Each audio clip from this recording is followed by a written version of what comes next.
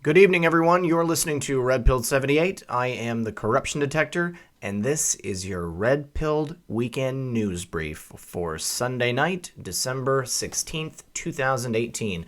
Got a couple of juicy things to talk about today. First of all, we've got a couple of Trump tweets because Trump is my favorite voice on Twitter.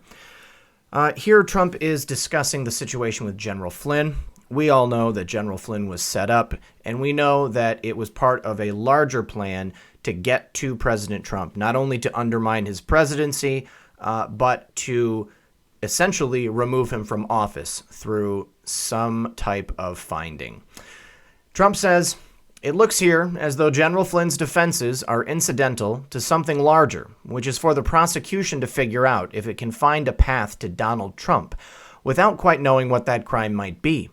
It stops looking like prosecution and more looking like," and we're going to move on to the next tweet. There we go. "A persecution of the president." This is from Daniel Henninger, The Wall Street Journal. "Thank you," says President Trump. "People are starting to see and understand what this witch hunt is about. Jeff Sessions should be ashamed of himself for allowing this total hoax to get started in the first place." He goes on to say, "The Russian witch hunt hoax started as the insurance policy," from the page stroke texts, "long before I even got elected, is bad for our country. They are entrapping people for misstatements, lies, or unrelated things that took place many years ago. Nothing to do with collusion, a Democrat scam." Thank you, Mr. President. You are entirely correct. We have another tweet here from President Trump. This is going back a couple of days to his smocking tweet. I just wanted to call attention to this. "Democrats can't find a smoking gun tying the Trump campaign to Russia after James Comey's testimony. No smoking gun, no collusion." Fox News. "That's because there was no collusion. So now the Dems go to a simple private transaction, wrongly call it a campaign contribution." Now, this was a quote from Fox News, and Donald Trump spelled smoking as smocking twice. So obviously, he wants us to pay attention to that.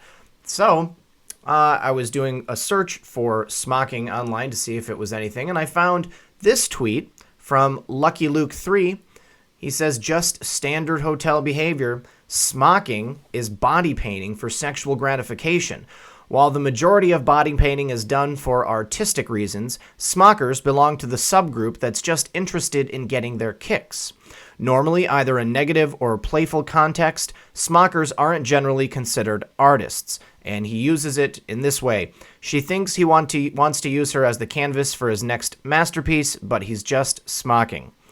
And of course, there is a classic photo we have here of a couple of individuals. I don't know if this was at the Standard Hotel or where this picture was taken, but there's these two people right here. And as you can tell, someone has overlaid a picture of Valerie Jarrett and a picture of John Podesta. Now, do we know that this is John Podesta and Valerie Jarrett? No, I'm not certain, but I would say that the pictures are stunningly similar. We'll get a little closer look here.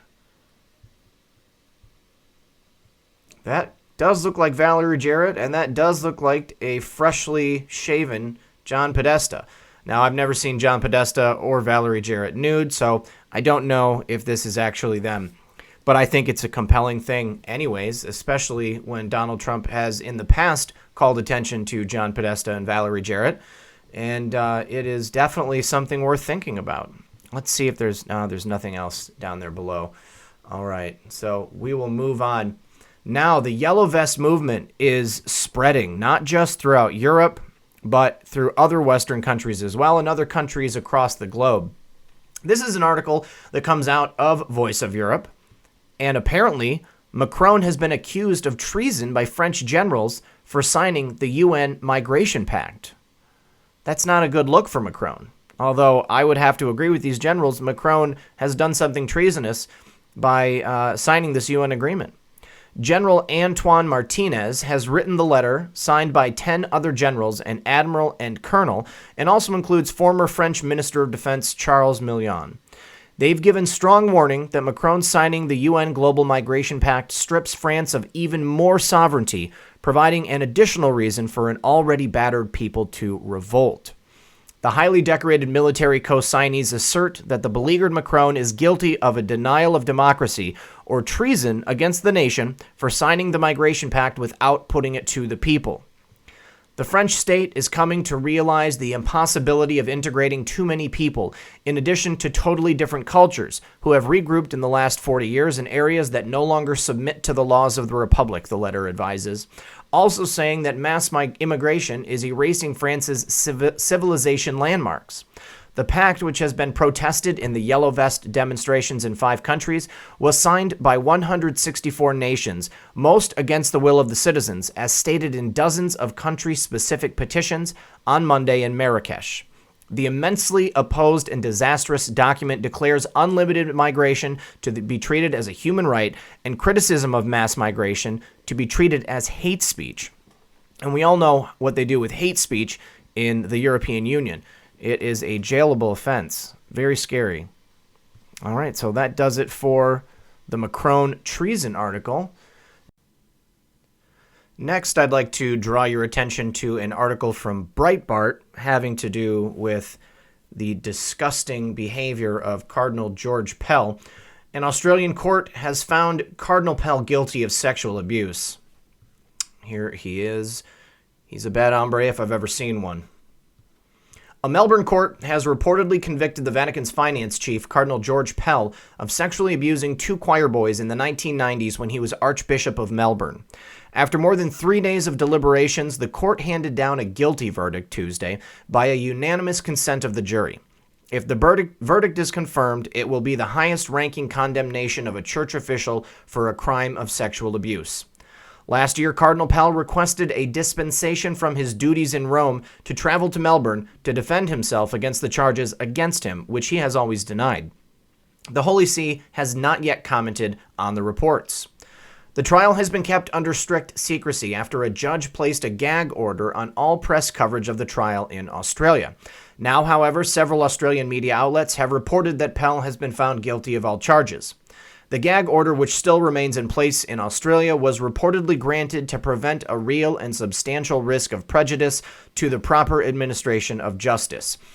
I would imagine now that he has been found guilty, there would be no longer a threat to the dispensation of justice, and hopefully they will allow news outlets in Australia to start reporting this on this more widely. Pell continues to maintain his innocence and will almost certainly appeal the decision. Maybe they're going to wait until he appeals. All along, I have been completely consistent and clear in my total rejection of these allegations, Pell said last year. News of these charges strengthens my resolve, and the court proceedings now offer me an opportunity to clear my name and then return back to Rome to work. Good luck on that, George. During the course of the trial, the cardinal has resided in a house of the diocese, although the Australian Church has noted that Pell personally paid for all the expenses of his defense. The cardinal will face a second trial early next year on separate charges that he sexually offended 2 boys while playing games in a swimming pool in his hometown of Ballarat, Victoria in the 1970s when Pell was a priest in the area. The prelate has always forcefully denied these accusations as well, and his lawyer, Robert Richter, said in 2017 there is voluminous evidence to show that what was alleged is impossible. Pell has been tapped by Pope Francis in 2014 to conduct a serious reform of Vatican finances, but met with increasing resistance as he began discovering large sums of money that had not been recorded in financial statements. 94 million euros in the Secretariat for State, later followed by nearly 1 billion euros in various other departments. The Secretariat of State, the administration of the patrimony of the Holy See, and the government of the Vatican City State reportedly resisted implementing tighter rules on transparency, compliance, and accounting, largely because they might reveal corrupt practices or involve a loss of power among the so-called old guard. I would definitely have to agree with that. The Vatican is an incredibly powerful force to be reckoned with, and of course they are hiding money, and of course they don't want to get that information out there, because that's going to mean they're going to have to become less corrupt. They're going to have to actually start holding themselves accountable, not only for financial crimes, but also for these crimes against children. Just disgusting, disgusting. I want nothing more than to see these people brought to justice in the swiftest form possible. So hopefully Cardinal George Pell will be found guilty in the second trial. I have honestly no doubt that he will, but we'll have to wait and see. All right, now, finally, I have an update on the Bush funeral and the envelopes that everyone received, or certain people received, rather, shall I say. This is a great article from the Clover Chronicle, and we're just going to read through it. There is Hillary looking at her note from the envelope, the counter, as Q called it. Hillary Clinton receives surprise envelope at George H.W. Bush's funeral. And there is Jimmy Carter looking for his. It's not there. Maybe it's because you're not one of the horrible people that needed to receive one, Jimmy. After Hillary Clinton opened her program brochure at George H.W. Bush's funeral, an envelope fell into her lap. Former President Jimmy Carter, who was sitting to Clinton's left, can be seen looking over at her and then checking if he got one too. He didn't. What was in that envelope? Here, we'll go ahead and take a look at this video. And guys, there is no sound, just so you know. Oh, Hillary, what's that? Oh, gosh. It says, Q is real and you're screwed. She puts that away rather quickly. Here's Bill hitting on Mike. Oh, Barry, what are you doing later? Another video posted by the Washington Pundit shows Jeb's smiling with his hand over his heart, but quickly getting irritated, or scared to death rather, after Laura Bush showed him something she was holding. We'll go ahead and watch that one again. That's one of my favorites. What? Oh my God. Oh God. Oh my God, it's real. It's all real. Oh my God. Here's another angle. Look at this. Oh my God. Are you serious? Oh, you guys, what are we going to do? We're screwed. Here's an interesting observation. While GHWB's casket is being carried past the family, the Secret Service agent appears to lean over towards George W. Bush. Some think the agent may have passed a note to him. Bush then supposedly gave it to his wife Laura, and she showed it to Jeb. I don't know about that. I think when I saw it, it seemed like W's hand was on his heart until the coffin went by. So I don't know that he would have had the opportunity to pass a note to Laura. So I don't know. We'll find out later, hopefully. Now, here's an update. We already know about this. It appears that former Vice President Joe Biden also received a similar-looking envelope. Here he is. He's like, what's this? I don't get it. Creepy Uncle Joe. There he is. He's asking Hillary, what the heck? I don't understand. I want to take him out behind the woodshed. I just love the looks of shock and awe on the faces of Mr. and Mrs. Biden right here. Like, what is this? Why is this happening? And look, this guy, he's like, I didn't get one. What's going on? All right, so now let's watch this other video from the Daily Mail. Different angle.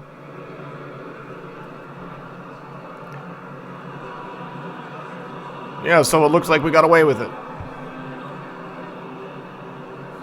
This woman's like, I really want to get a picture of Obama. No one's walking. Perfect timing. Oh, dang it.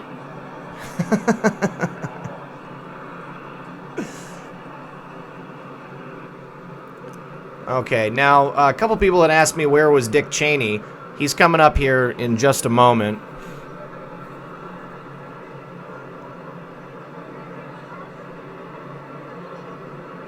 There he is, right there. That's Dick Cheney.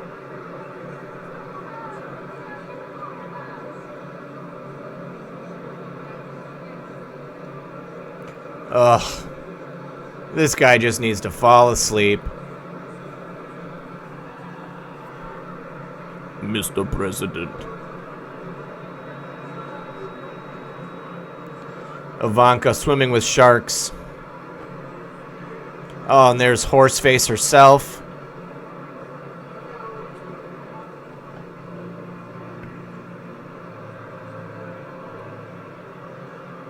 Oh my God, it's Obama!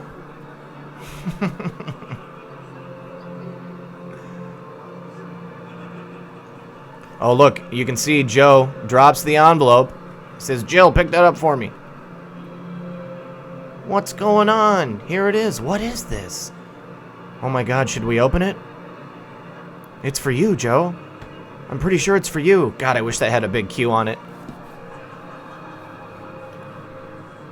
Well, buddy, we had a good run, didn't we? There's old Dick again. With Billy.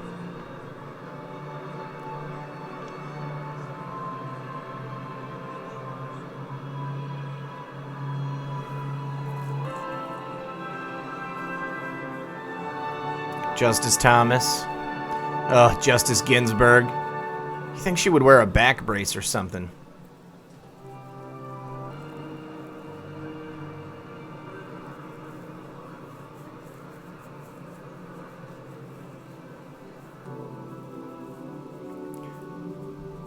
Camelot 2.0. President Trump and First Lady Melania Trump. Look at that poise. Look at that grace. Talk about swimming with sharks. These people are in the thick of it. Bravest man I've ever seen. Bravest woman to stand with him during this. Literally bringing our country back. Back to the people. Obama, look at that tight mouth. He is so uncomfortable. Clinton with just a nod. Doesn't even look at Donald.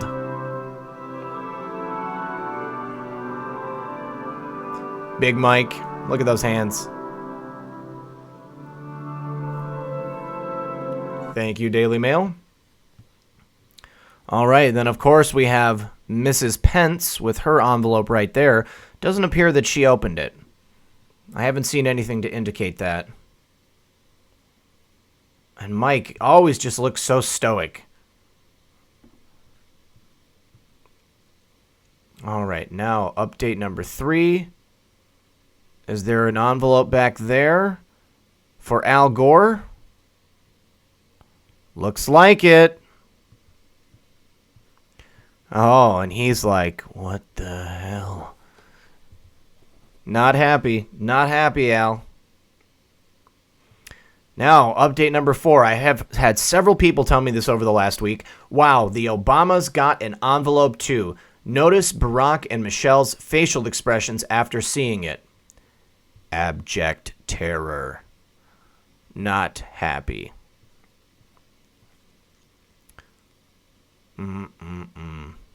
Sorry, guys. Your card got pulled. Ooh, look at her face. And him. That's why his head was up in the air. He's holding back tears.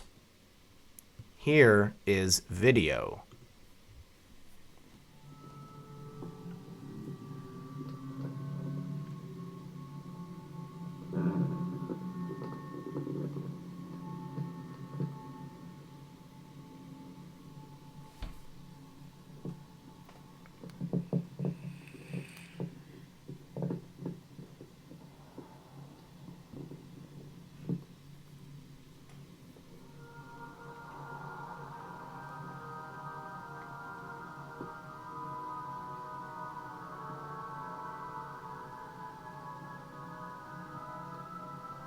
She's like, all right, time to open this up. And they don't even pull it all the way out, just a little bit, so you know that it had some definitive message on it. Barry, his face dropped. He's a sour-looking guy to begin with. Michelle, look at the corners of her mouth, pulled so tight. It's nothing good. Not good news, you guys. Oof.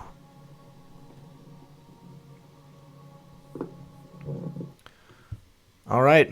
And then, of course, they have a little thing about Q. What were in the envelopes? Our promise to counter. Q. In a recent interview, Michelle Obama said, "We can't get indicted. Maybe these mystery envelopes are telling the recipients otherwise." Well, this is interesting.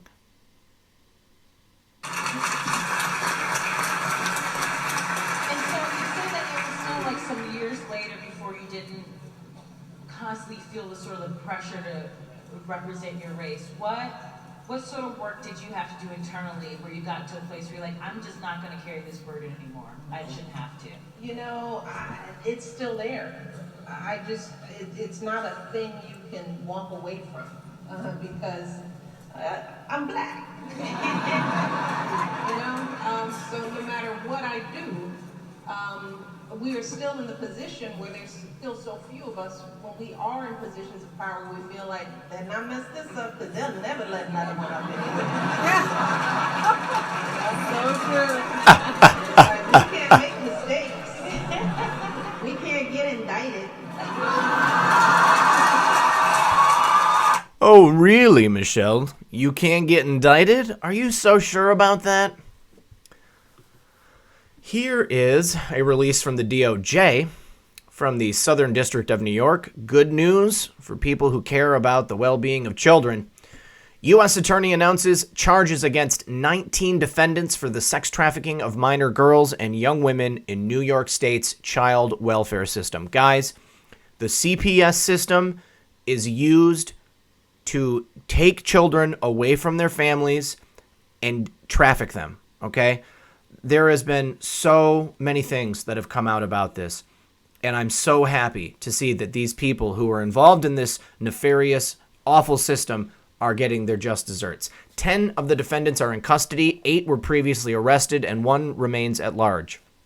Jeffrey S. Berman, the United States Attorney for the Southern District of New York, William F. Sweeney, Jr., Assistant Director in charge of the New York office of the Federal Bureau of Investigation, and James P. O'Neill, Commissioner of the New York City Police Department, announced the unsealing of 5 indictments and 3 superseding indictments, charging a total of 19 with participating in the sex trafficking of minor girls and young women. As alleged, the defendants trafficked or recruited to engage in prostitution at least 15 minor girls in the child welfare system, including at least 9 minors who resided in a particular non-incarceratory residential treatment facility located in Westchester County. Facility 1 provided housing for at-risk and troubled children and adolescents on behalf of departments of social welfare for certain counties in New York State.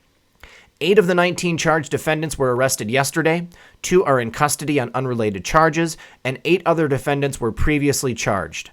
1 remains at large. These defendants were identified as part of an ongoing criminal investigation into the sex trafficking of minor victims, some of whom were as young as 13 years old in the social welfare system. As detailed below, the charges are set forth in a total of 8 separate indictments, so we can cross those off of the sealed indictments out of New York. In each of these 8 indicted cases, victims of the charged conduct included 1 or more minors who resided at Facility 1 and were in the New York State social welfare system. The conduct charged in the 8 cases occurred as detailed below between the years of 2010 and 2018. U.S. Attorney Jeffrey S. Berman stated, "Children in the child welfare system are among the most vulnerable in our society.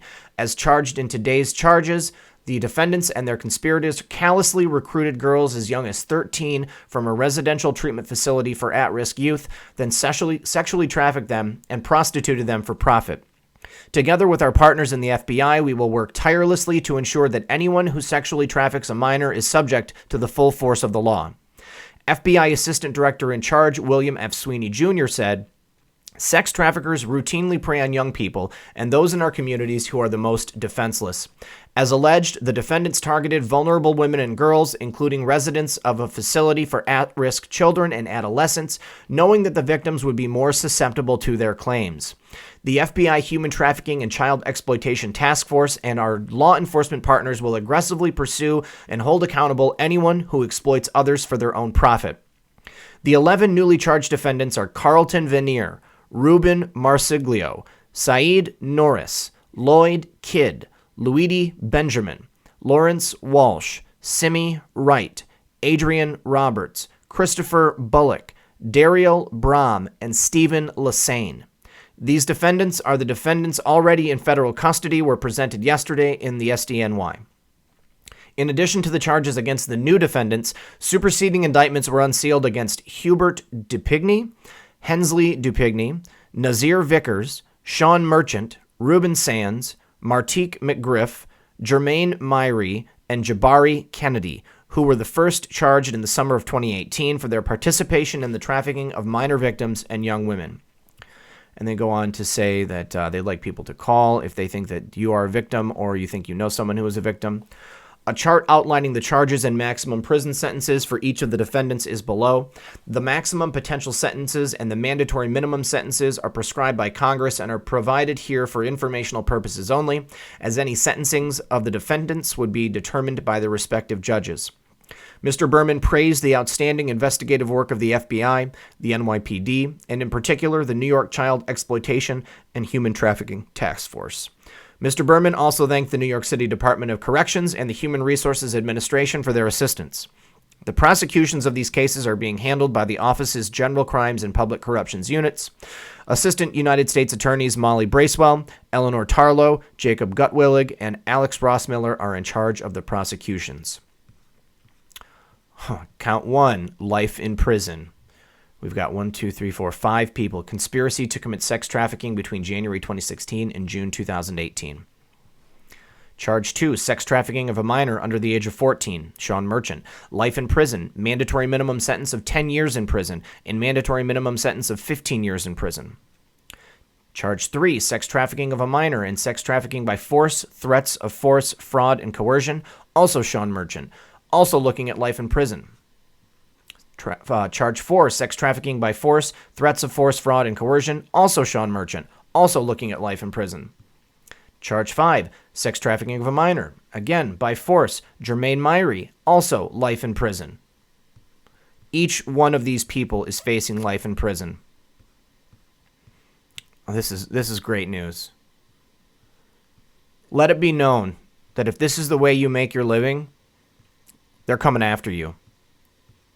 Life in prison, life in prison, life in prison, life in prison, life in prison. You stole the life of a child. You deserve life in prison. It's almost too good for you. These people. I'm disgusted. And just imagine, guys, this is only the ones they've caught. How many tens of thousands of other people out there are involved in this stuff? How many people that they can't even charge in the United States because they're not U.S. nationals? Maybe they have diplomatic immunity. All right, well, this is going to bring me to my final information here. I want to go over these presidential executive orders. This one right here is an order on enforcing federal law with respect to transnational criminal organizations and preventing international trafficking. This was one of the first executive orders that President Trump signed after coming into office. And, I had high hopes. And after I learned of this back in early 2017, I knew that my hope was not misguided. By the authority vested in me as the President by the Constitution and the laws of the United States of America, it is hereby ordered as follows. Section 1, Purpose. Transnational criminal organizations and subsidiary organizations, including transnational drug cartels, have spread throughout the nation, threatening the safety of the United States and its citizens. These organizations derive revenue through widespread illegal conduct, including acts of violence and abuse that exhibit a wanton disregard for human life. They, for example, have been known to commit brutal murders, rapes, and other barbaric acts. These groups are drivers of crime, corruption, violence, and misery. In particular, the trafficking by cartels of controlled substances has triggered a resurgence in deadly drug abuse and a corresponding rise in violent crime related to drugs. Likewise, the trafficking and smuggling of human beings by transnational criminal groups risks creating a humanitarian crisis. I would argue we're already there. These crimes, along with many others, are enriching and empowering these organizations to the detriment of the American people. A comprehensive and decisive approach is required to dismantle these organized crime syndicates and restore safety for the American people. Section 2, the policy. It shall be the policy of the executive branch to A, strengthen enforcement of federal law in order to thwart transnational criminal organizations and subsidiary organizations, including criminal gangs, cartels, racketeering organizations, and other groups engaged in illicit activities that present a threat to public safety and national security, and that are related to, for example, first, the illegal smuggling and trafficking of humans, drugs, or other substances, wildlife, and weapons. 2, corruption, cybercrime, fraud, financial crimes, and intellectual property theft. Or 3, the illegal concealment or transfer of proceeds derived from such illegal activities. B. Ensure that federal law enforcement agencies give a high priority and devote sufficient resources to efforts to identify, interdict, disrupt, and dismantle transnational criminal organizations and subsidiary organizations, including through the investigation, apprehension, and prosecution of members of such organizations, the extradition of members of such organizations to face justice in the United States where appropriate and to the extent permitted by law, the swift removal from the United States of foreign nationals who are members of such organizations. C. Maximize the extent to which all federal agencies share information and coordinate with federal law enforcement agencies as permitted by law in order to identify, interdict, and dismantle transnational criminal organizations and subsidiary organizations. D. Enhance cooperation with foreign counterparts against transnational criminal organizations and subsidiary organizations, including, where appropriate and permitted by law, through sharing of intelligence and law enforcement information and through increased security sector assistance to foreign partners by the Attorney General and the Secretary of Homeland Security. E. Develop strategies under the guidance of the Secretary of State, the Attorney General, and the Secretary of Homeland Security to maximize coordination among such agencies. It just goes on to list some. Pursue and support additional efforts to prevent the operational success of transnational criminal organizations and subsidiary organizations within and beyond the United States, to include the prosecution of ancillary criminal offenses such as immigration fraud and visa fraud, and the seizure of the implements of such organizations and forfeiture of the proceeds of their criminal activity. That's taking their money. Section 3, implementation. In furtherance of the policy set forth in Section 2 of this order, the Secretary of State, the Attorney General, and the Secretary of Homeland Security, and the Director of National Intelligence or their designees shall co-chair and direct the existing Interagency Threat Mitigation Working Group, which shall work to support and improve the coordination of federal agencies' efforts to identify, interdict, investigate, prosecute, and dismantle transnational criminal organizations and subsidiary organizations within and beyond the United States. I'm going to let you guys read the rest because we're only about halfway through. The link will be in the pinned comment below. But the reason that this is important is because it calls back to everything that we are fighting against. We know that these people are human traffickers. We know that these people are organized international criminal organizations.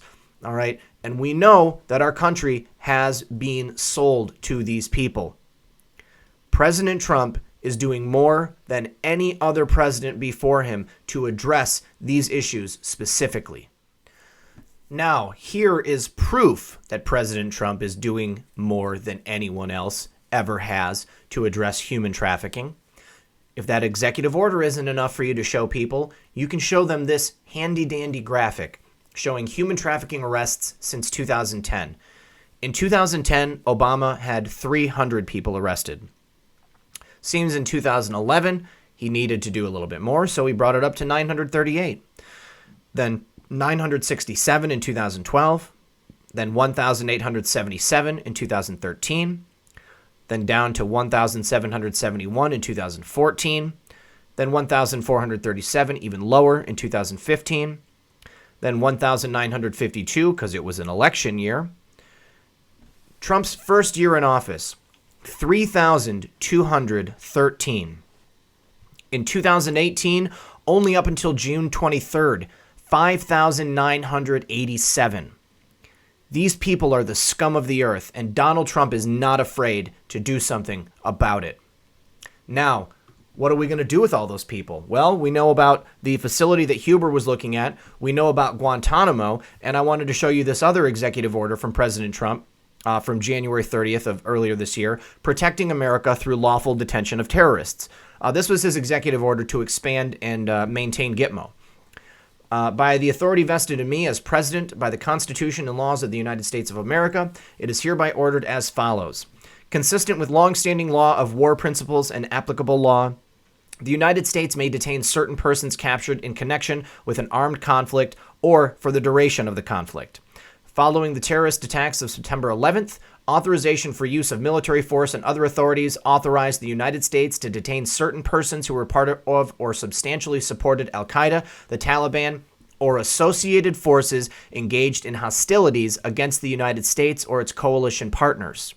That's the important part, because it doesn't just say that terrorism is specifically related to Muslims or Islam. Now, the detention operations at the U.S. Naval Station Guantanamo Bay are legal, safe, humane, and conducted consistent with the United States and international law. Those operations are continuing, given that a number of the remaining individuals at the detention facility are being prosecuted in military commissions, while others must be detained to protect against continuing significant threats to the security of the United States, as determined by periodic reviews. So, they are expanding Gitmo. We know this. We know that recently they have just sent a lot more troops down to Gitmo to work because they know that they're going to have an influx of people. All right. Now, this is related to that because if you'll remember, during the hearings for Kavanaugh, there was that incredible exchange between Lindsey Graham, who had just recently been activated after the death of John McCain, and Judge Kavanaugh regarding the rights and responsibilities regarding courts-martialing and military tribunals. 2018 amendments to the Manual for Courts-Martial United States. All right, so they are adding into the courts-martial manual. They are amended as such,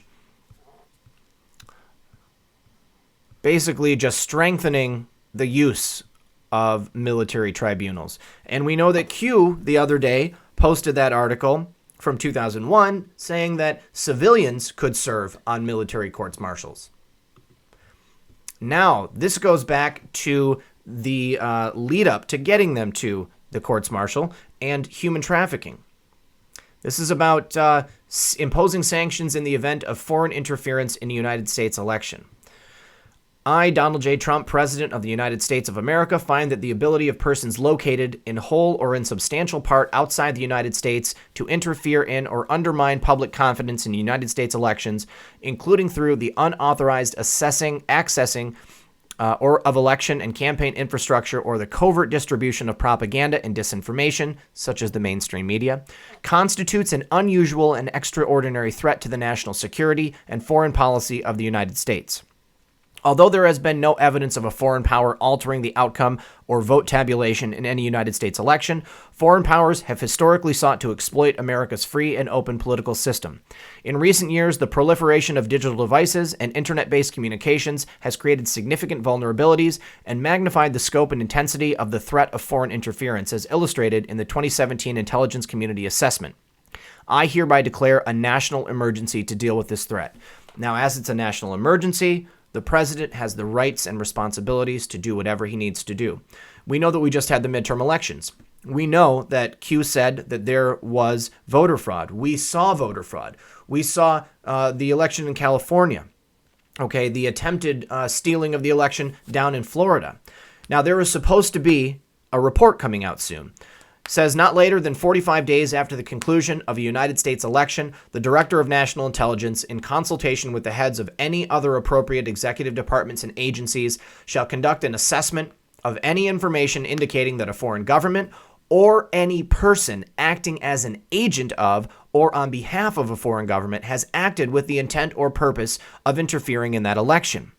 Such as, let's say, maybe George Soros, who owns significant stakes in the electronic voting machines that we use here in the United States. The assessment shall identify to the maximum extent ascertainable the nature of any foreign interference or any methods employed to execute it, the persons involved, and the foreign government or governments that authorized, directed, sponsored, or supported it. The Director of National Intelligence shall deliver this assessment and appropriate supporting information to the President, the Secretary of State, and the Secretary of the Treasury, Secretary of the Defense, the Attorney General, who currently is Matthew Whitaker, and the Secretary of Homeland Security. So 45 days from November 6th. I don't know if that is referring to exactly 45 days or 45 days from the final tabulations. I tend to think it's 45 days from those final tabulations because if it were just 45 days from November 6th, we would have already been there. But basically, it's just going to this is a kind of a bone throw for all the lefties who are shouting and raising their pitchforks because of Russia this, Russia that. We know Russia didn't have anything to do with it. We know that it was private individuals. We know that it was certain foreign governments working on behalf of our rogue intelligence community and the deep state individuals in this government and across the globe who did not want Donald Trump to get in there. And they did not want these certain Republicans to win in certain states. So in conclusion, I just want to say to everyone, thank you so much. Thank you for the work that you are doing. It is truly God's work. Thank you for paying attention to the information I'm putting out. This is so important because, as you are all well aware, we dodged a major bullet with Hillary Clinton back in 2016. And dismantling a transnational criminal cabal like the deep state that we are up against is not an easy task. This is not something that's going to happen overnight, and President Trump has been going about it in the only way he could possibly do it, legally, by the book, and through the use of his executive power. We are up against a huge, huge beast, a monstrous machine that has entangled itself through every layer and strata of our society for the last several decades. All right? Do you believe in miracles? Because I do. We've seen miracles take place. Okay? President Trump has come to power, and he is slowly but surely bringing our country back and giving the power to the people. Hillary Clinton will see justice. This is surely what's going to happen. Thank you, Q. Thank every Anon out there. All the faceless individuals who are willing to do this work and spread the message. And thank you most of all, President Trump. God bless you.